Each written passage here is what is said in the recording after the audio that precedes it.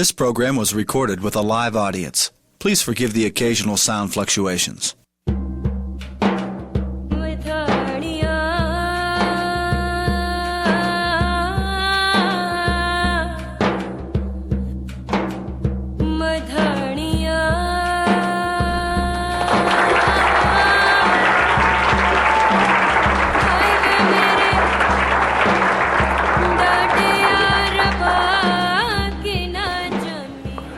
Welcome and come again, please. I hope you will. This is a thing we do regularly, and it's a great way for us to learn, all of us, and explore different things.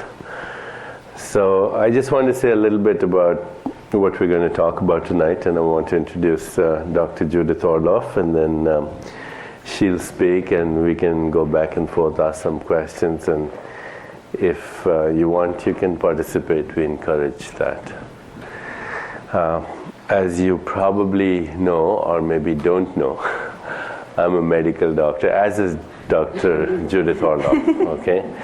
We're both medical doctors, and we are trained in a very rational, left brain way to think about things.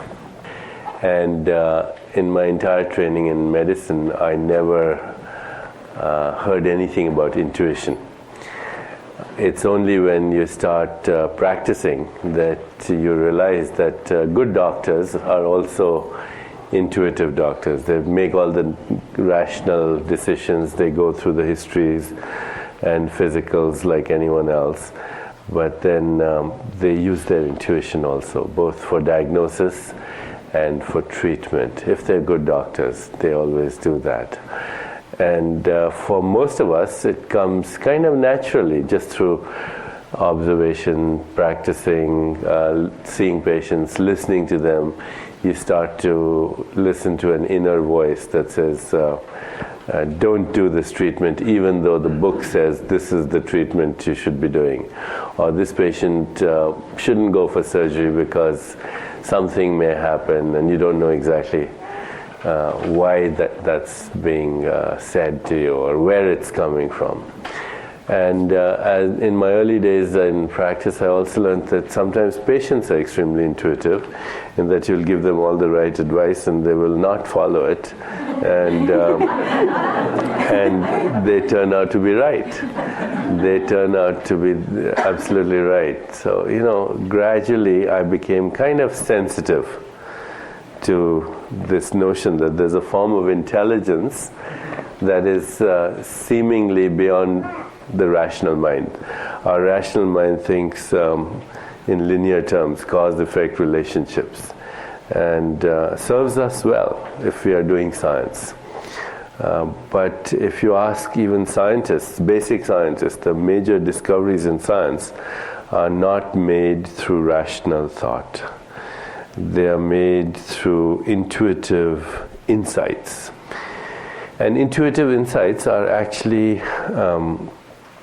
quantum leaps in thinking. Now, everyone in this room has probably heard the word quantum leap. It's such a common phrase in our language today. Originally described, a quantum leap in physics is the phenomenon where you have a subatomic particle in this location, and then you suddenly find it in this location, and it doesn't go through the space in between. That's what the original quantum leap is in physics. So let's say I'm here right now, and then I'm here, but I didn't go through the space in between. Now, how could that be?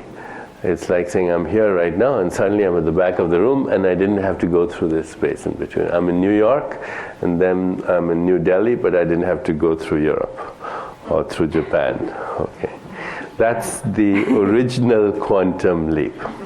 And it is turning out that those who look at intuition and creativity, because creativity is an extension of intuition, are actually using the model of the quantum leap to explain it. A quantum leap is, as I said, a discontinuous jump it's non-algorithmic. In a computer program, for example, when you program a computer, you program it algorithmically, which means this proposition leads to this proposition, leads to this proposition, leads to this proposition, on and on and on. So if you look at Euclidean geometry, for example, it's algorithmic. If you know theorem 1, then you'll know theorem 2. If you know theorem 2, you'll know theorem 3. If you know theorem 3, you'll know theorem 4. A non-algorithmic system is where you have proposition 1, 2, 3, 4, 5, 6, and then suddenly from 6 to 102 with nothing in between. And in fact, there's a theorem in mathematics called Gödel's theorem. It's described originally by a German mathematician. And Gödel's theorem states, and it's one of the most fundamental principles in mathematics right now, cutting edge. Gödel's theorem says that if you have a sufficiently elaborate system of mathematical principles, then you'll find in that system a proposition that is not supported by the system. So let me restate it. Gödel's theorem says that if you have a sufficiently elaborate system of propositions in a mathematical system, then you will find in the system a proposition that's not supported by the system.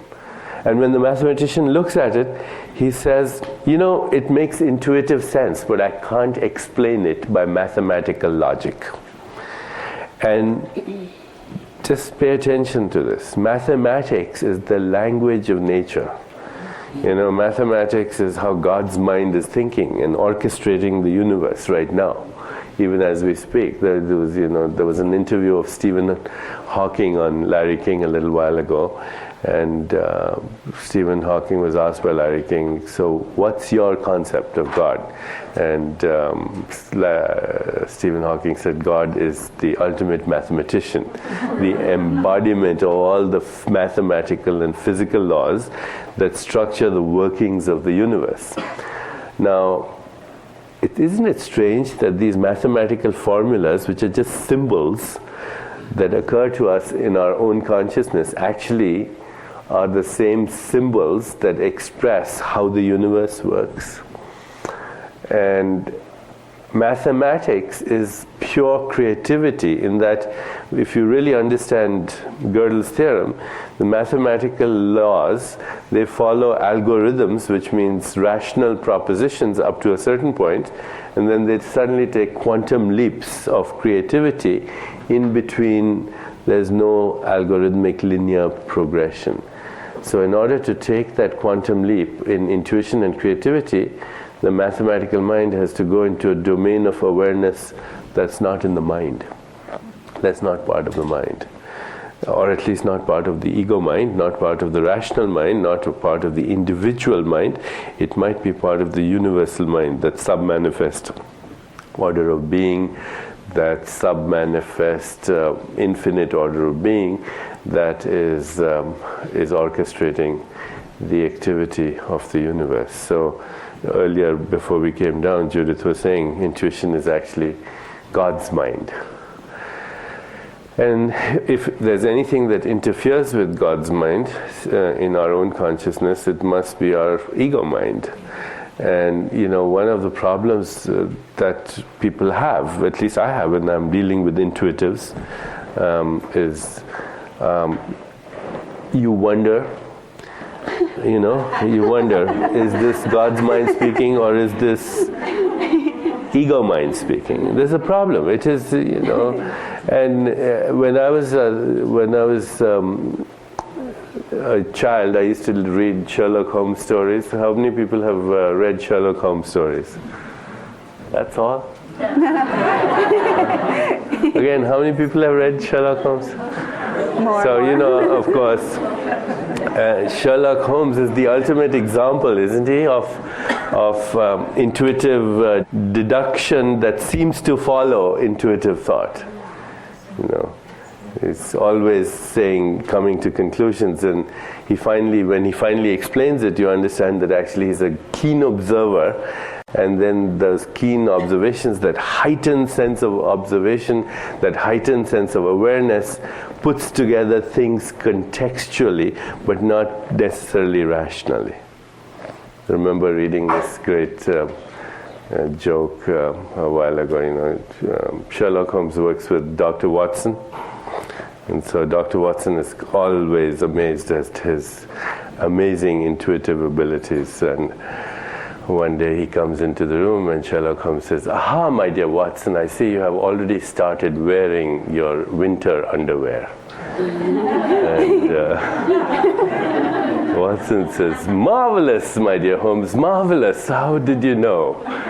And Sherlock Holmes says, "Elementary, my dear Watson, elementary. You've forgotten to put on your pants." Okay. A heightened sense of awareness.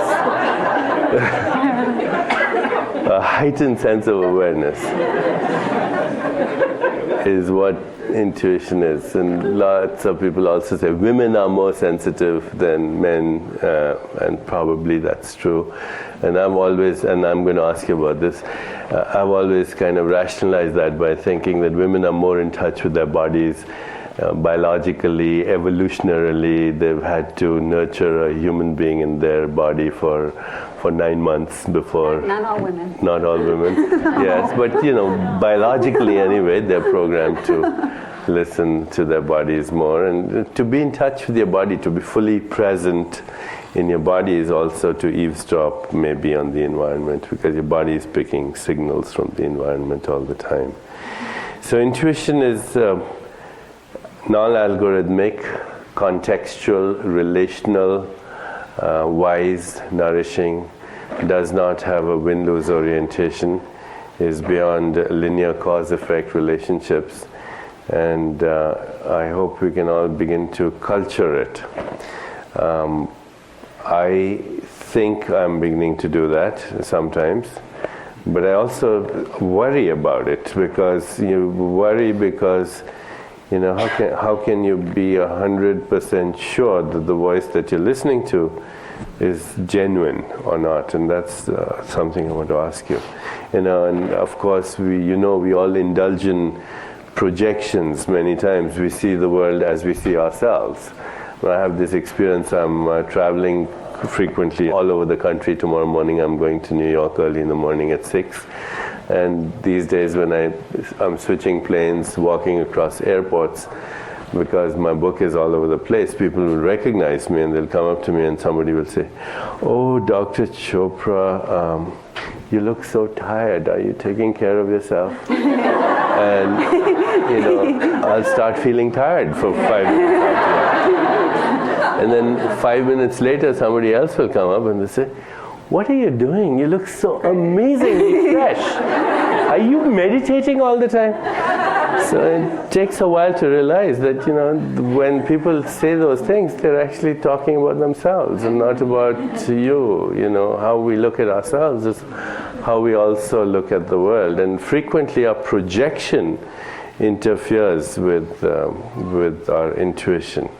If you find yourself being defensive before you're criticized, if you find that you have extreme opinions about things, if you find that you tend to use verbal formulas, if you find that you think you're frequently misunderstood, if you ask others for their opinions and get upset if you don't like what they say, if you feel threatened by authority figures, if you finish sentences for people, then you're probably not very intuitive.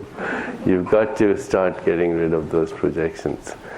So anyway, those are my brief comments. I wanted to introduce Dr. Orloff. She's first of all an MD.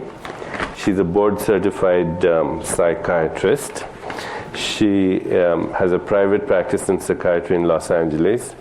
She's an assistant clinical professor in psychiatry at UCLA and on the staff at Cedars-Sinai Medical Center in Los Angeles. She is trained in neuropsychiatry and practices at the Neuropsychiatric Institute. She's training medical residents to be intuitive, and she's been very well received by critics and commentators on books. She is the author of the current book, which is called Dr. Judith Orloff's Guide to Intuitive Healing, 5 Steps to Physical, Emotional, and Sexual Wellness. And your last book was called? Second Sight. Second Sight, and was also about medical intuition, or more than that, about intuition in general. It was more coming into intuition, all the struggles and fears and triumphs, and coming out as an intuitive. Second Sight. So her books will be available, by the way, after the lecture, if you want to get one and have her sign them. And she's giving great lectures and workshops all over the country. And this evening when she came up, to meet me upstairs, she said to me that Coleman Barks sends you his love. So I said, oh, Coleman Barks, how do you know Coleman Barks? She said, well, he's my sweetheart. Now, I hadn't been intuitive enough to just by her demeanor guess that. But you've been to some of these satsangs where we've had Coleman, and he's just an amazing guy, and has done some great stuff with Rumi, and actually she's doing some workshops with Coleman Barks on Rumi, intuition and healing. Put that all together. So I'm going to ask you, how did you get involved in the work that you do? You're a psychiatrist. Give us a little background, and then tell us about your book. I thought you were going to ask something else. I said, how did you get involved with Coleman? You're not very intuitive if you thought I was going to ask you.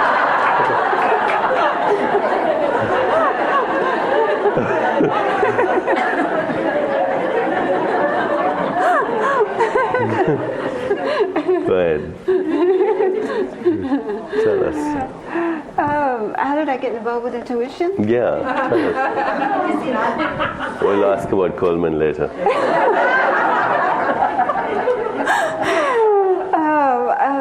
As long as I can remember, from the time I was born, I always had a sense of God. I've been really blessed with that. I've never not felt God.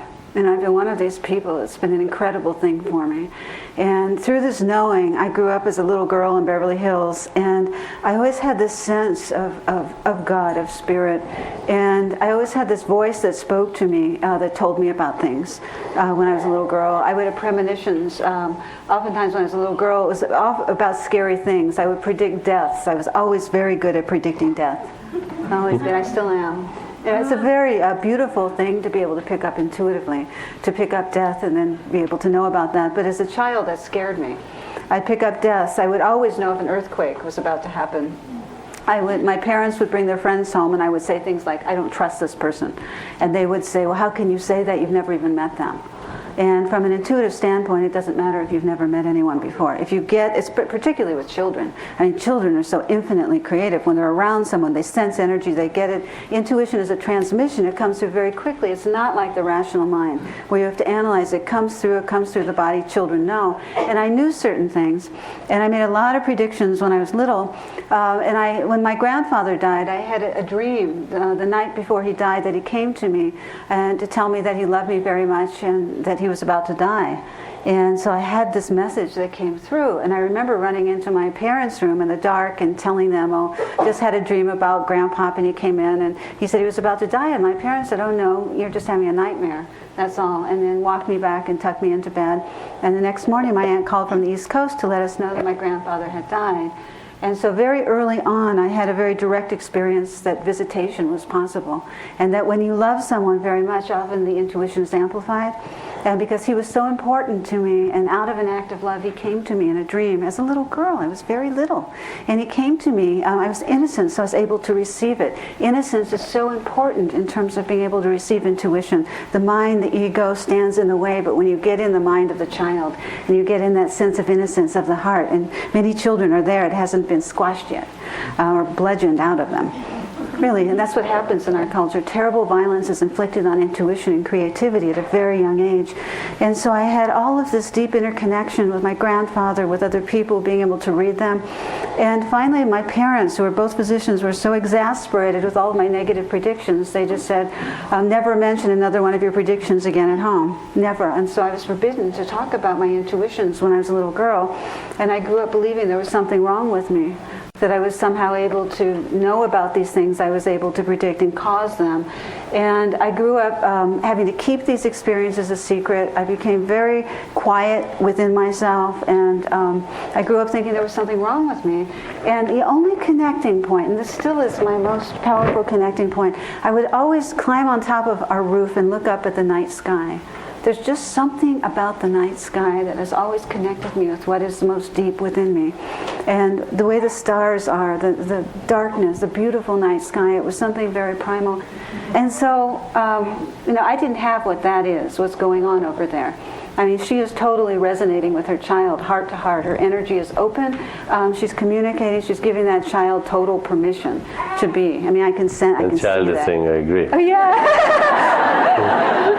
No, but it's true. You watch her, and, I mean, it's a very beautiful thing to watch her. But I didn't have that as a child, and so I was told not to express, not to talk about my dreams. Dreaming has always been one of my most potent forms of connecting intuitively. And so when the 60s rolled around, and I had a chance to get involved with drugs, I got very heavily involved with drugs for a few years in an attempt to squash all of my abilities, because I just was not comfortable with them. And I didn't want to be around you and be able to pick things up about you. I didn't want that. I didn't want to go into places like shopping malls and pick up all the energy there and walk out exhausted. I didn't know what was happening, that in crowded places such as this, that there's a phenomena called intuitive empathy, where if you're an empath and you know how to sense energy, sometimes you get around crowded places where all the energy fields intersect and you absorb it. And so if you ever have a feeling where you get exhausted in crowds, most likely you're an empath. And I didn't know what was happening as a child. This was an intuitive phenomenon. It's very real. It's related to our health in the here and now. We have to be aware that we sense energy, we absorb it, and how to work with that in our lives as a way of really working with intuition. But I didn't know this, and my parents said, "Oh, you're overly sensitive, or you don't have a thick enough skin," the kind of zingers that parents of that era can just throw at you and just diminish intuition instantly. When somebody says that to you, you're overly sensitive. Everything in you shuts down unless you're very strong and you say, "No, you're wrong." But most children would never say that. And so I ran from my intuition for a couple of years, very heavily involved with drugs. And then I'm a big believer in protection around us. I believe that everyone is born here with a certain amount of protection. You can call it angels, you can call it ancestors, whatever it is, or some mysterious goodness that surrounds us from the moment we're born. And because we can't see it with our rational mind, and our intuition isn't developed enough to sense it, we often don't feel the reality of this around us. But I've seen evidence of this guidance work in my life over and over again. And when I was going down this very destructive path, as a teenager, my guidance came in and it helped me. And I had a series of events. I had a near-death experience when I was 16 in the middle of all of this drug taking, where I met some guy at a party one night who I was attracted to, and I jumped in a little car, an Austin Mini Cooper, and went up to the top of Tuna Canyon, which is up in Malibu Canyon, and we were talking, and weren't paying much attention to the road, and all of a sudden I remember smelling burnt rubber, and the car started tumbling over the cliff. It was this huge, a huge abyss, very huge. And as the car was tumbling, I had this dual awareness where I was going over the cliff, but I was also catapulted into this amazing tunnel that so many of people have spoken about since then. And it was kind of the color of this room. Kind of, a little bit more gray. It was blue-gray for me. And all of the atoms were whirling at enormous speeds, and my substance of my body changed to resonate with the substance of the tunnel, and I believe that's what kept me safe. And my body was in this changed state until it landed. And then I came back into my body, and I was just hardly harmed at all. I was remarkably unscathed. And it was after this experience, and people always say, "Well, what happened to the guy?" it's funny, sometimes people come into your life just for this brief moment to experience a certain thing, then they're gone. I can't even remember his last name. And he was safe too, but because I wasn't talking about my experiences, I didn't sit him down and say, God, I went to this tunnel. I just kept it inside. But it was after that night. Sometimes we have these peak experiences in our lives, these peak psychic experiences, and our guidance comes in very strongly, our protection, and then life begins to shift. It's this invisible shift that happens. And the shift that happened for me was that after this, my parents were so distraught that they forced me to go see a psychiatrist. No,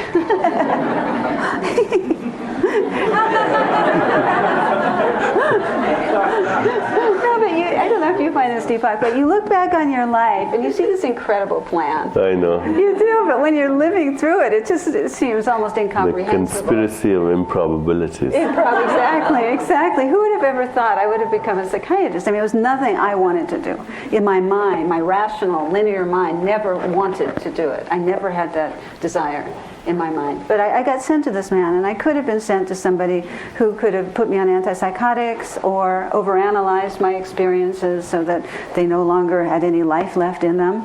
As can sometimes happen with analysis. But I was sent to an angel who was able to see that a lot of what I was going through was because I really had to integrate my psychic and spiritual self. And he was the first one who was able to see me and to see this. And he was able to look at me and sit across from me and not project and not see who he wanted to see, but to see my essence. You know, it's what Coleman talks about, essence. You know, getting to that, being able to see with intuition in another person. I mean, it's a very beautiful thing. It's a healing thing to be able to be seen like that. It was the first time I ever had that experience. And I hope you all have that experience. It's essential to have it. And particularly if you want to go into therapy or you choose a physician, you have to have this capacity of being seen and not being projected onto us. It's intuitively, the feeling of being projected on, it feels terrible.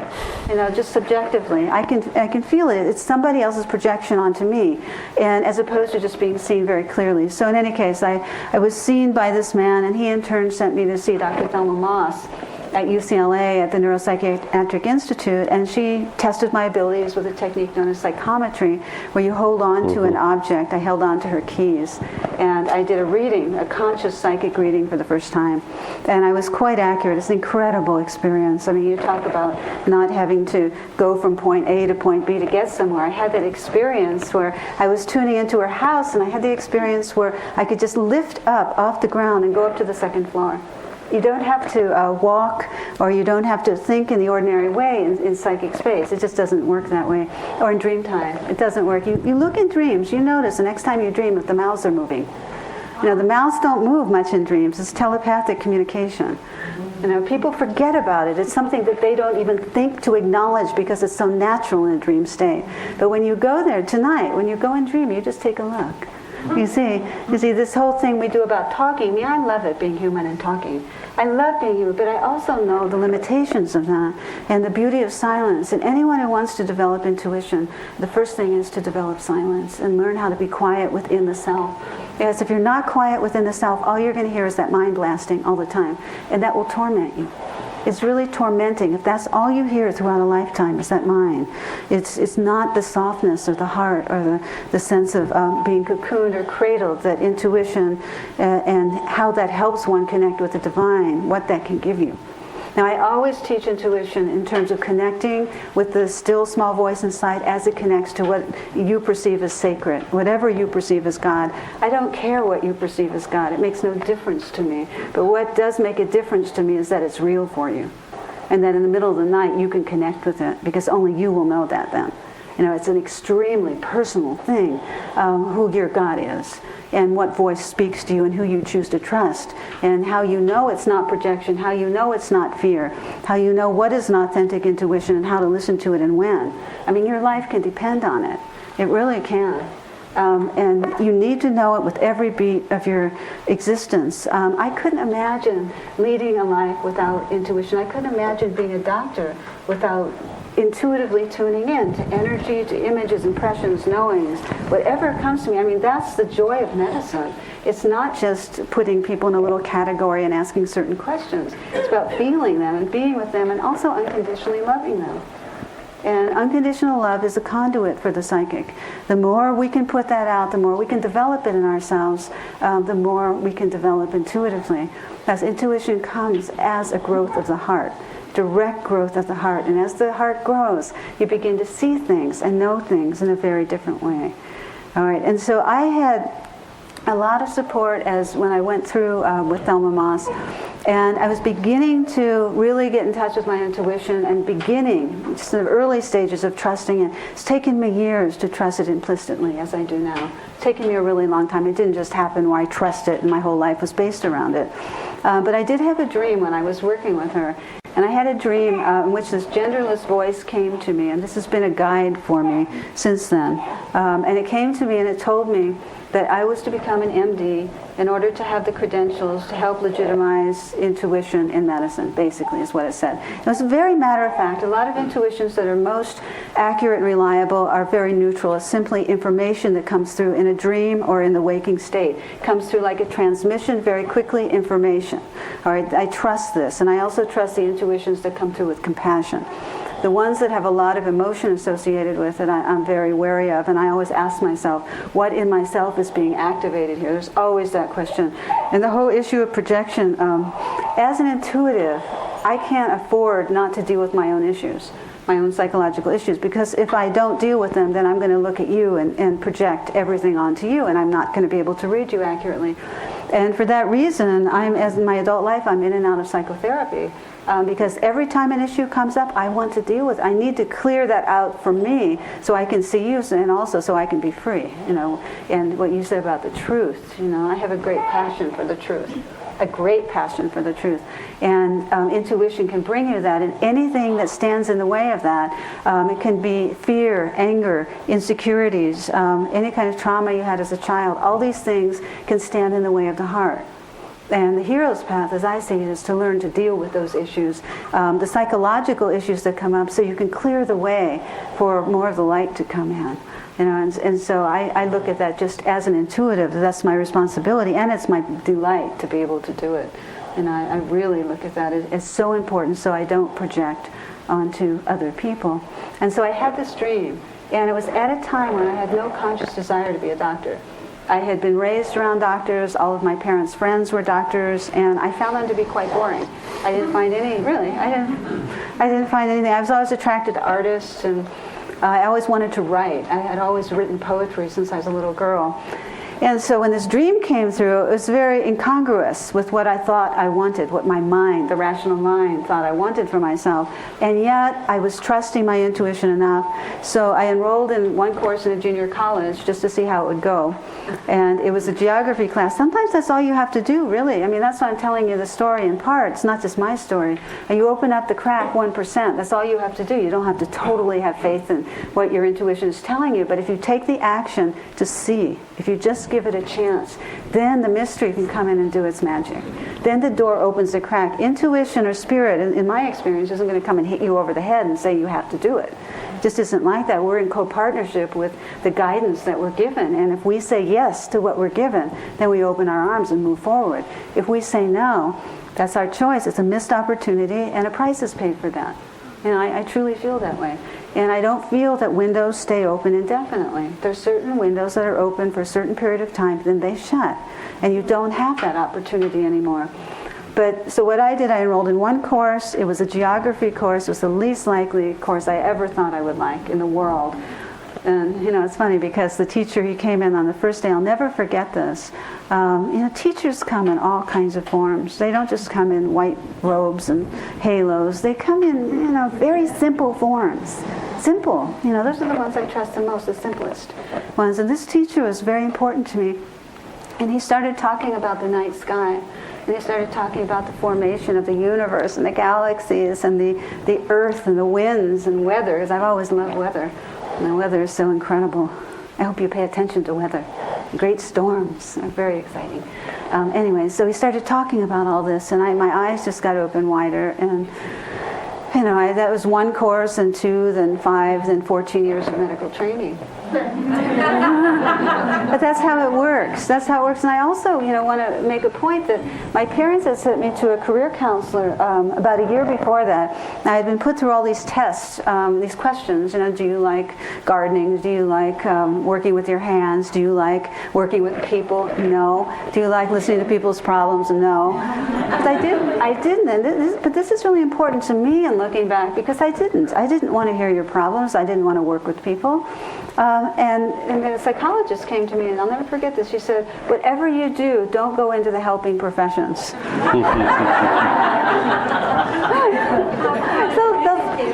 What is this? She was very intuitive. Is it very what? Intuitive. Very intuitive? Well, you gave her all the answers. Oh, she wasn't. Yes, no, it wasn't. This is counterintuitive. Oh. She was being facetious. I like that. Don't know why, but I do. You see, so when people make all these decisions based on the mind, based on the facts, it's all right. And I'm not in any way diminishing the power of the mind. But for me, it wasn't my truth. Spirit comes through in a different way, and it's very mysterious. And if your mind gets involved, if your ego gets involved and says, I have this plan, this 5-year, people make these 5-year plans for themselves. It's so amazing to me. I don't know how they do it. It's just, intuition demands you live in the moment. That's one thing. And that's what I love about it so much. Because when you live in the moment, that demands that you're in a state of passion. Always. If you're in the moment, it's passionate. You can't help but be passionate if you're there. If you're not there, you'll miss the passion. So these 5-year plans, I don't know. I guess you can approximate certain things. But if you're in the moment, that means you kind of let the moment carry you. And Deepak and I were talking, I guess neither of us plan what we're going to say, ever. Which is wonderful. Really, as opposed to taking notes and trying to plan. And so that dream, which seemed so unlikely, was what really signaled my true calling. And the healing comes with intuition in many cycles. I had an experience about a year ago where I was speaking in Santa Barbara to this big audience. There were maybe 500 people there. And I was telling a story about my geography teacher. And I looked down, and who was there? He was sitting in the front row. This man, he must have been about 85 now. And I was talking about this man who meant so much to me, and he came up to me afterwards, and he put his arm around me, and I thanked him so much, and then it was very clear to me, he had no memory of me at all. Did he have any memory at all? But he was so happy he had made such an impact on my life, he didn't even remember me. It didn't matter he didn't remember me, really. It mattered that he made this terrific impact on me, and that this dream gave me all this incredible energy to get through all of that medical training, which for those of you who know traditional medicine, it's no easy feat to go through all that time. It's being indoctrinated into the linear mind, linear thinking, rational thought.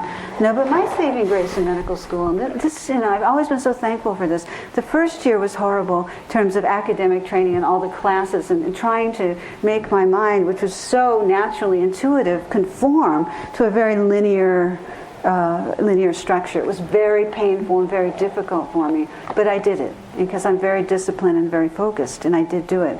But the second year, where I started working with patients, that has always been my great love, is working with people, because then my intuition gets turned on. The minute I'm with somebody, then it starts to come out in and of itself. And it's such a beautiful thing, because my intuition is used for basically love and service. That's why I use it. And I don't use it for any other purposes. And sometimes when I'm in a group, there's always some skeptic who might come up, or with an envelope and say, well, if you're so psychic, why can't you read what's in the envelope? No, they do that. They appear. They're these kind of witch hunter energy people who've been...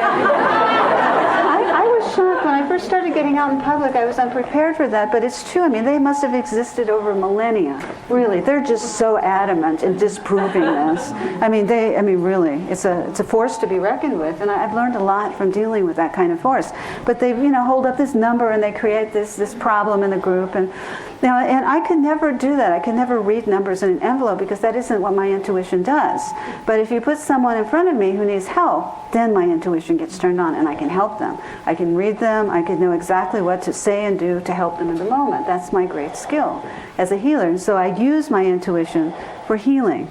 And so when I started working with patients and I was able to do physical exams and actually touch the body, touching the body is such a beautiful thing. Really, I don't know how many of you do it. But it's very important to touch the body. And in my new book that I'm on book tour for, in every chapter there's a section on being in the body. Because so much of my intuitive growth has been making a commitment to being in the body 100%. And I didn't for so many years. I hovered, outside the body. And it stopped me from being fully present. And there came a time where I wanted to go deeper with my intuition. And part of that required that I make a commitment to being in the body. Which is a very deep commitment for me, actually, and not to have one foot out the door, but to be 100% here in the body means trusting life as it unfolds in front of you and being prepared to deal with whatever it brings you. It's a great respect for life, this commitment to the body, and also listening to intuition. If we can listen to the intuition of the body, you can't go wrong. If you ask your body, how it likes a person or how it likes a job, it will tell you. Instantly, it'll tell you. Whether you listen, I don't know. Because I work with a lot of patients, and the easiest thing about intuition is teaching them how to tune in. All right, the hardest thing is getting them to act. It really, I have patients who have the clearest revelations, the clearest dreams, and yet they decide not to act on it. All right, this is a big decision. When you have a revelation come in, to not act on it, this is a huge decision in your life, and people always do pay a price. And one thing that I've learned is that whenever I listen to my intuition, everything good happens. And when I don't listen to my intuition, only bad things happen. That's a cosmic law, I think. But you have to know what to trust. And I think what you brought up earlier, now how do you know what's an authentic intuition? How do you know to enroll in a course in a junior college based on a dream? Could you imagine? Would you do that? I hope so. I hope so, but how do you know? That's what people are always asking me.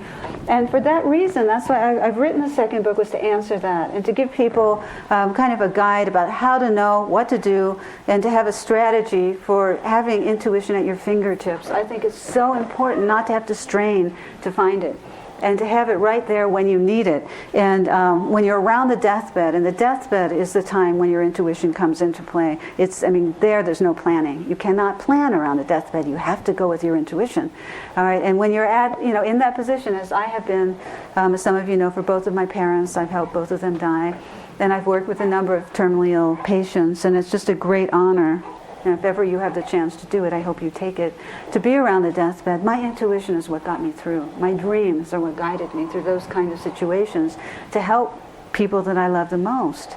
All right, but at those times, you don't want to be struggling to find your intuition. You don't want to be questioning, is this accurate? Is this not accurate? In that moment, you don't want that. You need to know and you need to act. In those moments, you have to be quick at times. And so if you develop intuition, and I ask myself, now how do I develop intuition? What do I do in my life? What do I teach my patients? And I came up with a kind of 5-step strategy to do it. And it really works for me. And it's very profound, but also 5 steps are, just an attempt to loosely define the mystery. There's no way to ever really define what I'm talking about in a certain sense.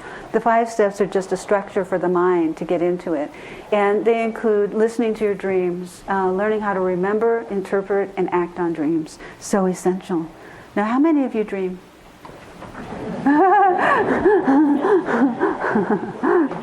Yeah, it's a very powerful thing if you do dream. And if you don't dream, you can remember. And part of remembering dreams is remembering who you are and remembering your spaciousness and the radiance of your spirit and how many things you can do beyond the mind. The dream space, every night you go to sleep and you dream and you're able to leave the body and travel. And I'll just tell a little coma story because this was so great. Yeah, tell that. He likes that. He wants to know. He believes in his dreams so much. He's just such a powerful believer in dreams. And one night, he didn't have his dream journal by his bed, and he had this incredible dream. And so he wrote them down on the sheets. It's very wonderful, really. So listening to dreams, learning how to ask for inner guidance, learning how to go inside and discern that still inner voice and know when it's authentic, to know the signs to look for, to know when something resonates inside of you, to know the first-hand experience of intuition. Intuition is not of the mind, it's of experience. If you don't feel it, if something doesn't resonate inside of you, then it's not happening. Something must resonate. The information either comes through in a very neutral sense, comes through with compassion, or it comes through with a certain knowing, an instant knowing, body knowing that could come through as a transmission. All right, and so you need to know which ones are authentic. And you need to know what is an intuitive yes and what is an intuitive no. In the beginning, you have to begin to ask your intuition yes and no questions. Should I undergo this medical treatment? All right, let's say you have a question about it. You have to go in. If you get a yes, it feels like a certain something in your being. For me, a yes is a movement towards being pulled towards something. It's a quickening. It's an excitement. It's an energy. It's a sense that all is well inside of myself. Now that for me is a yes. Each person has to determine your own yes. And a no for me is a sinking feeling, or if I'm trying to effort or push through a brick wall and I'm trying to do something that isn't a natural feeling, or it could be a very negative a sense, like don't go here. All right, so you have to know yes or no. So you ask these questions: should I undergo chemotherapy? All right, my doctor's telling me to go to chemo, and yet there's something in me that doesn't feel right about it. Then you ask, should I go? And let's say something doesn't feel right about it, and then you get a yes. You ask the question, should I do chemo? And you get a yes. Then what do you do? You know, I always defer to my intuition. If something doesn't feel right in my body, I don't do it. I mean, that's just a general rule. And there's nobody who's going to convince me to do it. It must feel right to me before I go ahead. All right, and the way to know if it feels right is just to first learn this intuitive yes and intuitive no and practice it. Now, I've had so much experience over a lifetime in terms of listening to my intuition and practicing it. It is true that I was born with a certain sensitivity. That is true. But through almost 2 decades, I've been practicing my intuition. I've been seeing where I'm accurate. I've been seeing where I'm off. I've worked a lot with remote viewing projects, which is a form of intuitively tuning in.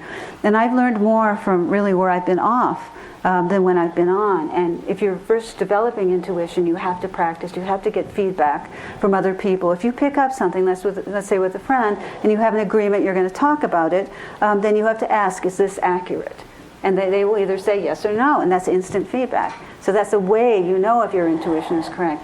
The only problem with that, and I experience this with patients, is sometimes I could be sitting with the patient, I can pick up something, I know it's accurate. I'm very sure it is. And yet I talk to the patient, and they say, no, you're totally off. They say that. And at those moments, I just back off, and I just wait. It's not time. You don't push, you don't try and convince anybody of anything with intuition. Convincing people has no interest for me at all. You can just say something, and if they don't go for it, you just wait until the right moment. And my intuitive process is that I tune in, and particularly with patients, not in social situations. Now, people have this funny fantasy that, I'm tuning into everything about them, and I know all these all these things, and I really have no interest in doing that. No, it doesn't interest me. It does interest me not to do that, so I can have time off. But people have these ideas that I have all this interest in tuning into them, and I don't.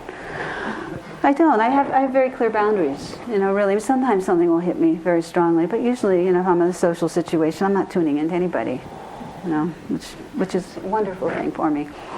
But my process is I tune in to get the information with patients, and then I tune in to see if it's appropriate to share it. And if it's not appropriate to share it, I'll keep something in forever. I will never tell them. If it's never the right moment, I will never say it. I mean, to me, learning about timing is everything.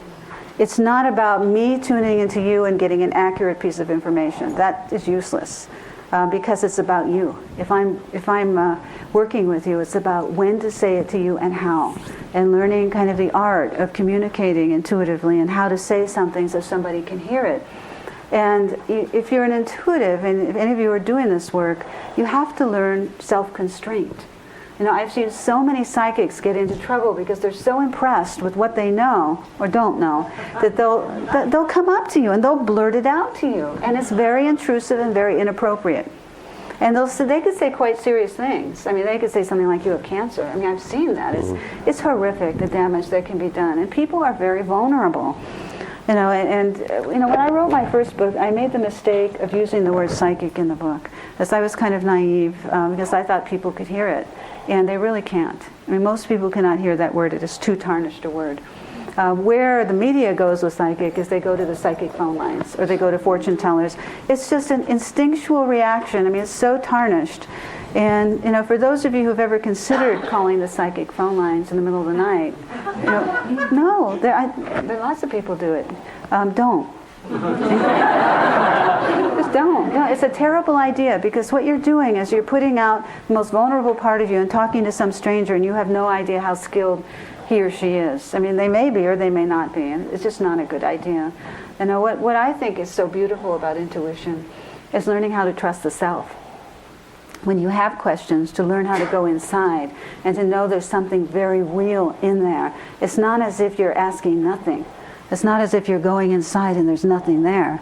And if you feel that there's nothing there, then that's the work to be done in meditation, in getting quiet, being able to feel what this higher self is. It has a certain spirit, it has a certain essence to it that everybody has. And training yourself to feel it and then asking it something, it's a beautiful thing. And you can take it with you everywhere you go once you have that confidence that you're going in and you're asking something very real. All right, but if you don't think there's anything inside, and I know from experience with patients, they come in, they don't think there's anything there. They don't. They think if I go in, I'm not going to get an answer. Who am I asking? They have no conception, a lot of people, that there's something so holy inside and so intelligent and so connected to the mystery. And it's inside. Now that's the thing, it's inside. And you have to go inside to find it. And that's what people in the West are very unaccustomed to doing, because they don't think there's anything in there. It's very strange. It's like it's empty in there. There's nothing in there. No, it's true. There's nothing in there. And you know, what my job as a therapist is to help them find, yes, there is something very valuable in there, and it's a spirit, it's an essence, it's an energy, and it's what I believe is you're going to take with you. All of us will take with us once we pass over. This is our soul growth. This is something, what we do, all the acts of goodness, all the acts of listening, all the acts of service and growth. This is what we take with us when we leave this body. Now, this is the truly wonderful sacred work. You might not take anything else with you, but you take yourself. And so by going in and finding the self, knowing it's real, learning that it speaks, and there is something there that talks. It talks, it has an intelligence, it speaks to you, literally. To get used to that reality, and getting used to going inside, feeling it, communicating with it, and following what it says. Now this is a very revolutionary stance as far as I'm concerned. Let me from my point of view, I've been listening to you and trying to put it together. Let me summarize 5 or 6 things that I found useful, and I'm putting together what she said. One, as she said, learn to go into silence. 2, stop projecting. Be very aware of your projections. You know, we tend to always start to label and judge people and start to interpret other people's behavior from where we are. And always ask yourself, you know, if I'm looking at this person as this, is this a mirror that actually I'm seeing myself in this person? 3, feel the sensations in the body. You know, one of my teachers was Maharishi Mahesh Yogi. And you know, in the early days before he became too busy, people would ask him very personal questions. You know, what should I do about this? Should I invest here? Should I divorce? Should I move my location? Should I take this other job? And he would listen to them for a long time, and then he would say, feel the body. His answer to every question was feel the body, feel the body, feel the body. It's so much so that we adopted it as a technique. We would meditate, and then for 10-15 minutes after meditation, just feel the body. And you said that a little while ago. You ask questions, feel the body. See how you respond to other people by feeling your own body, and your body will give you this sense of comfort, discomfort, or whatever signal you get. But if you start to ask questions, feel the body, you start to get into this inner voice, which is not a linguistic voice, as you said also. It's pre-linguistic, but it's very intelligent. So, if I was to summarize the intuitive response, it sits in the Gospel of John when Christ says, ask and you shall receive, seek and you shall find, knock and it shall be opened unto you. And who do you ask? You ask all from yourself, but having cultured that inner silence, having cultured the ability to be in the present, feeling the body, and trusting the sensations. And I would add one more thing with listening to you is start to witness your dreams and listen to your dreams.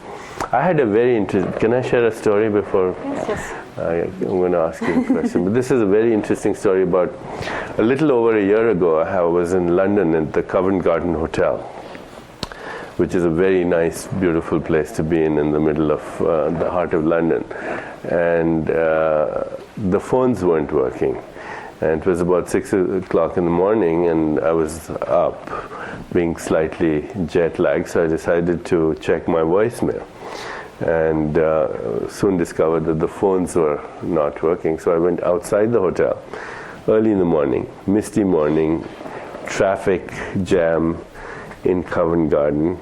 I don't know how many of you have been to a London phone booth. They're very beautiful red phone booths with glass windows. And the glass window was totally frosted with the early morning mist.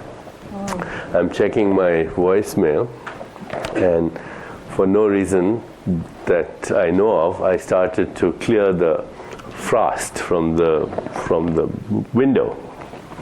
Took a piece of tissue and started to clear it. And I cleared up about this much of space.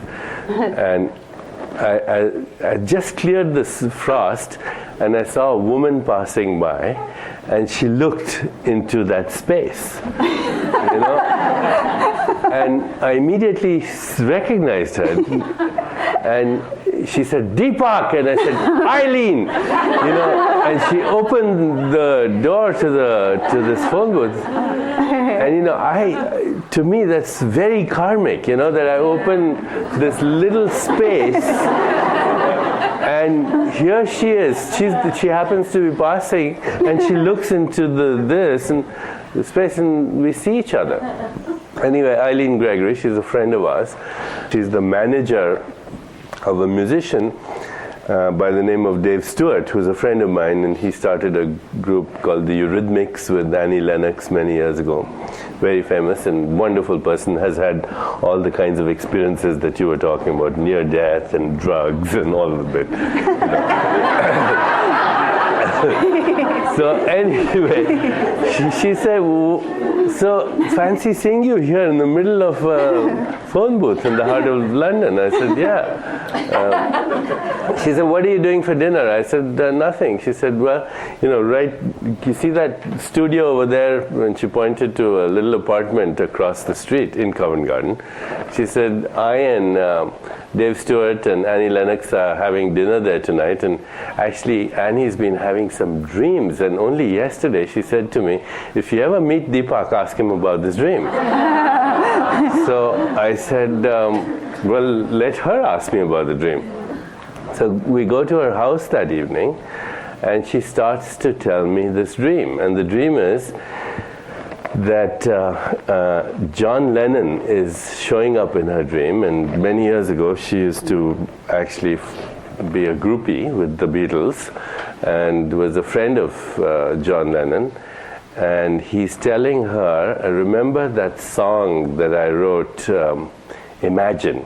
You've heard that song, right? Imagine all the people. So anyway, says, remember that song, and remember how, when I first performed it? Apparently she was there when he first performed it.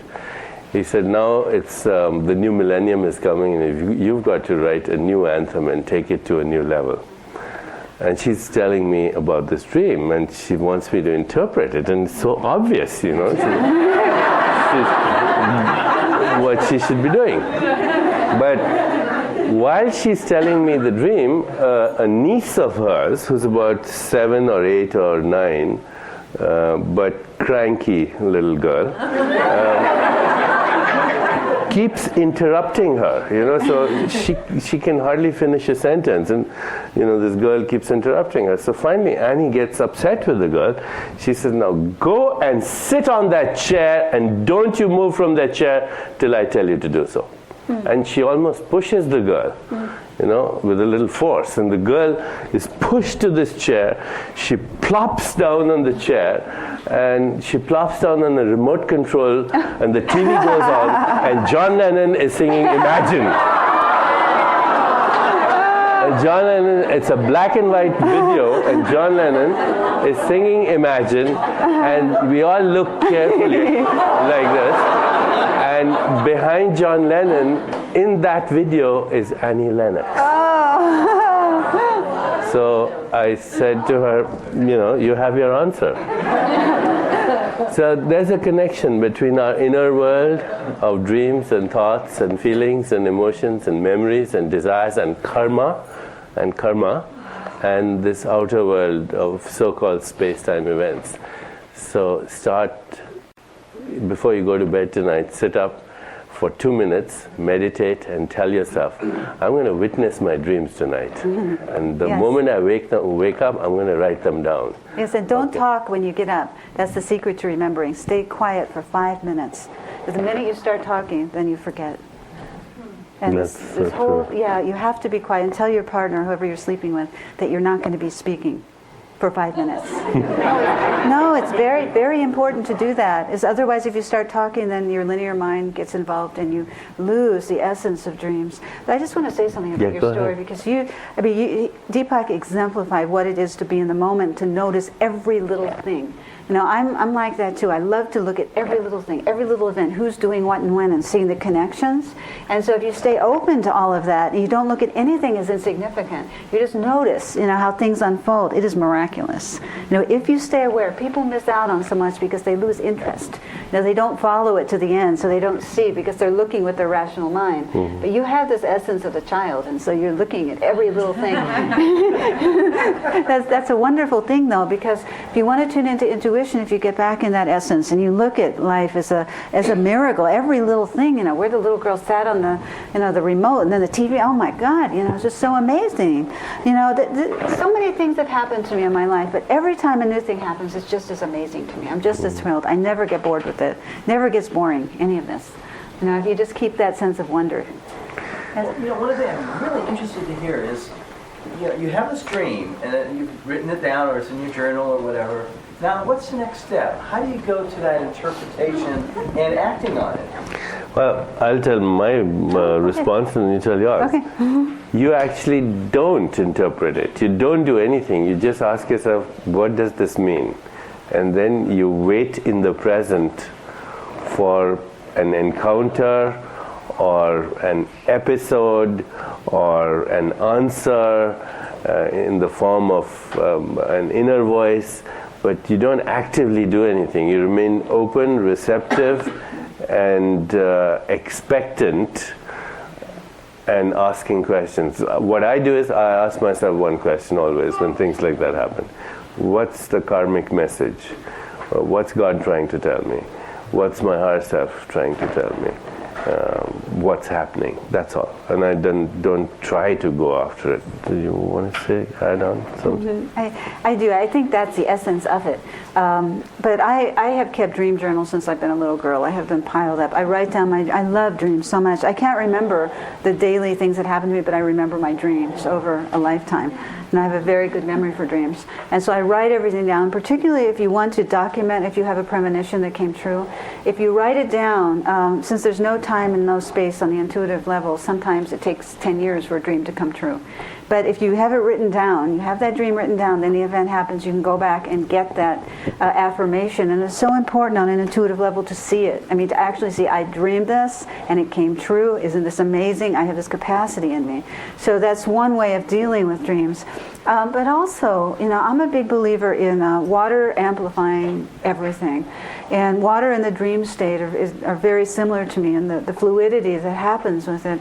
And so if you are in this kind of fluid state when you interpret, rather than getting hooked into water means something, the moon means something. I always recommend Man and His Symbols by Carl Jung as a beginning dream interpretation book.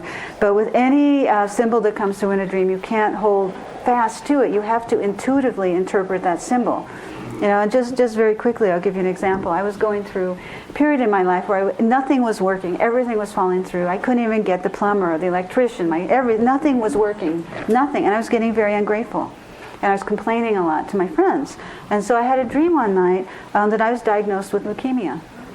And I was just so upset in the dream. And when I woke up, I was so happy to be alive that it was an instant attitude adjustment for me. And I no longer, felt ungrateful about being alive anymore. How did I know that wasn't a psychic dream?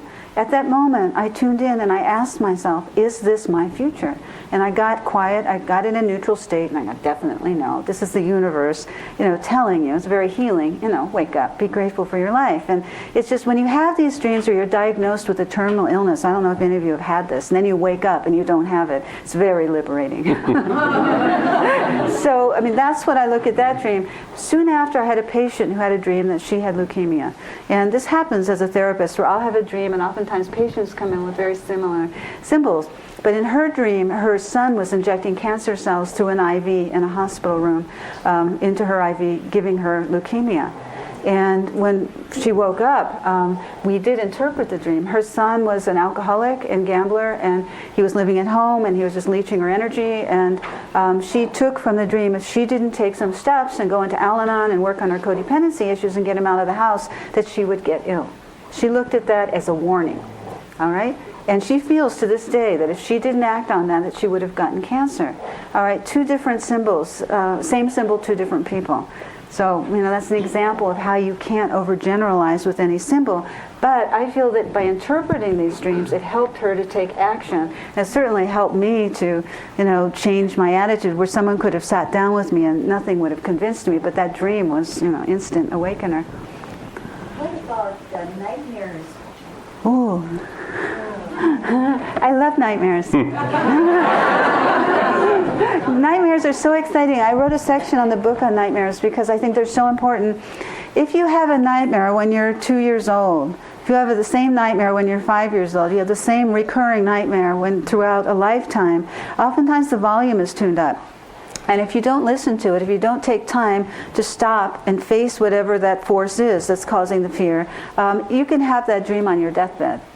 And that isn't because your dream life is tormenting you. It's because it isn't, but some people look at it that way. It's because your subconscious is saying, or your spirit is saying, you need to look at this to heal.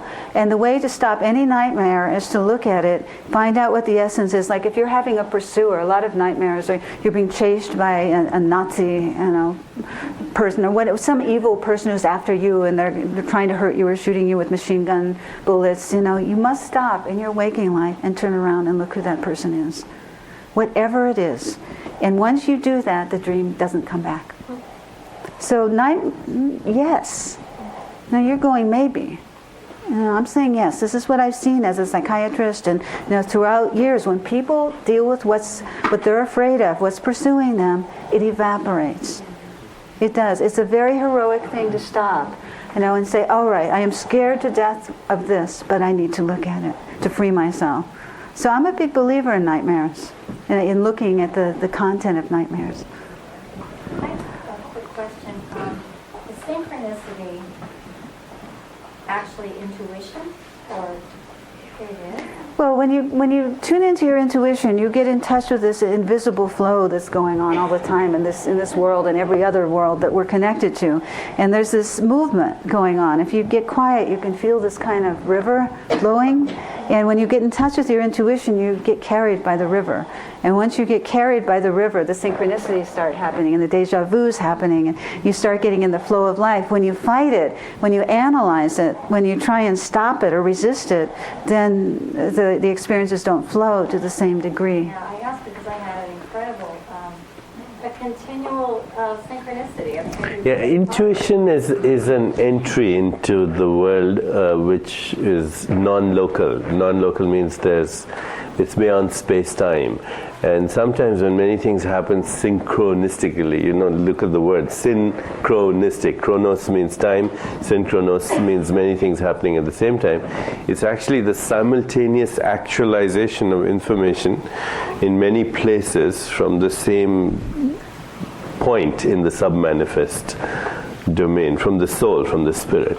So the more intuitive you are, the more you'll experience synchronicity. Yes. But synchronicity involves many more things. I also realized, had I gone through, I had an errand to do, and I did it before the car wash.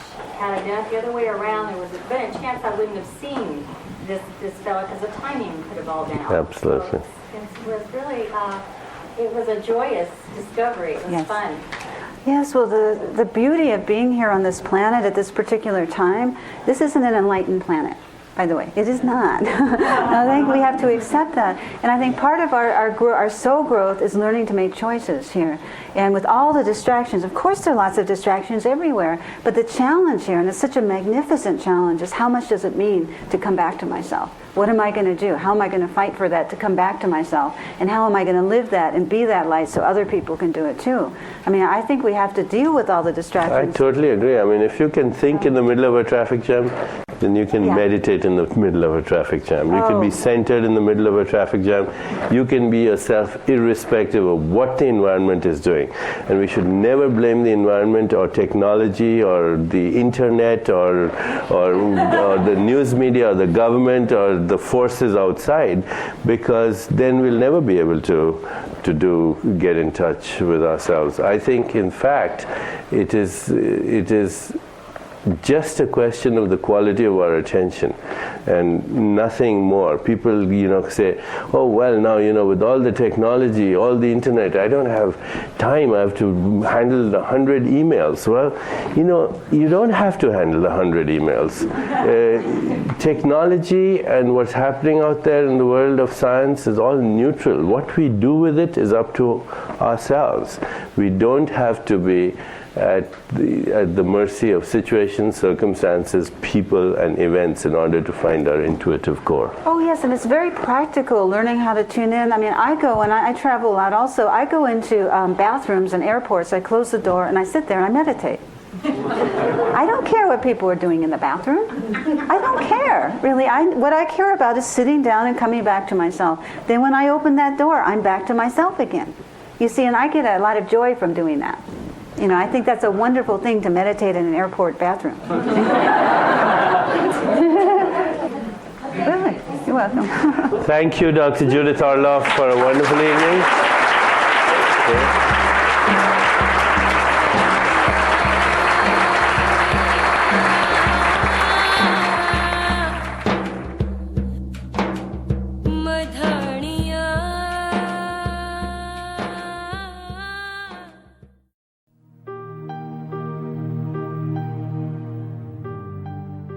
This has been a Hay House audio production. If you would like a free catalog of books and videos offered by Hay House, please call us at 1-800-654-5126 or visit www.hayhouse.com.